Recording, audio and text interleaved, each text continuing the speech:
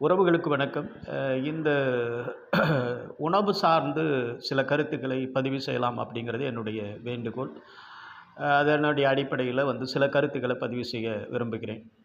அதாவது இன்றைய உணவுகள் மிக மோசமான ஒரு நிலையில இருக்கு. அது மிக மிக விஷத்தன்மை கூடிய ஒரு உணவுகளாக தினந்தோறும் அன்றாடம் நாம் அனைவருமே, அதாவது குழந்தைகள் எல்லாத்துலயுமே மிகப்பெரிய ஒரு பா விஷங்கள் கலந்த உணவுகளைத்தான் நாம் இன்றைய காலகட்டத்தில் நம்ம உண்டு கொண்டு இருக்கிறோம். அந்த உணவை மாற்றி அமைப்பதற்கு நிறைய வழிகள் இருக்குது. இருந்தாலும் மக்கள் அதிலிருந்து அவர்களுக்கான சரியான ஒரு அந்த சந்தை, உணவு சந்தை இல்லை அப்படிங்கிறது தான் மறுக்க முடியாத உண்மை. அந்த உணவு சந்தையை மாற்றியமைப்பதற்கு இன்றைய சில இளைய தலைமுறைகள் முயற்சி எடுத்து வருகிறார்கள். அதில் நாமளும் ஒரு சில விஷயங்களை நம்ம செய்து கொண்டு வருகிறோம் அப்படிங்கிற இந்த விஷயத்தை உங்களோடு பகிர்ந்து கொண்டு, ஒரு மாற்றத்துக்கான ஒரு சில கருத்துக்களை நான் சொல்லுகிறேன். அந்த கருத்துக்கள் முடிந்த வரைக்கும் நீங்க முயற்சி பண்ணி பாருங்க. அது உங்களுக்கு நல்ல பலனை கிடைக்கும் அப்படிங்கிறத நம்புறேன்.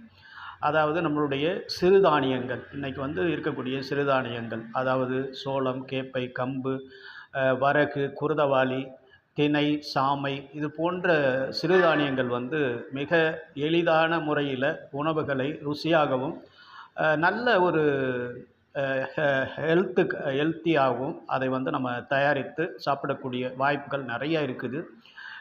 குழந்தைகளுக்கு ரொம்ப சத்துள்ள பொருளுக்காகவும், வயதானவர்களுக்கும் இது ஒரு நல்ல சத்துள்ள பொருள்களாகவும் இருக்கும் அப்படிங்கிறதுல எந்த விதமான மாற்று கருத்தும் கிடையாது. அந்த அளவுக்கு இந்த சிறுதானியங்கள்ல அவ்வளவு சத்துக்கள் கொட்டி கிடக்கிறது. அதை கடந்த ஒரு 5 ஆண்டுகளாக ஆய்வு பண்ணி, அது என்னுடைய உணவுகளாக நான் எடுத்துக்கொண்டு, நான் அதற்கு ஆய்வுக்கு உட்படுத்தி, அதன் மூலமாக சில கருத்துக்களை தெரிந்து கொண்டு உங்களுக்கு இந்த கருத்தை நான் பதிவு செய்கிறேன். ஆகவே அடுத்தடுத்த காணொளிகளில் இந்த உணவு சார்ந்த எனக்கு தெரிந்த, நான் அனுபவித்த விஷயங்களை உங்களோடு நான் பகிர்ந்து கொள்ள முயற்சி எடுக்கிறேன். நன்றி, வணக்கம்.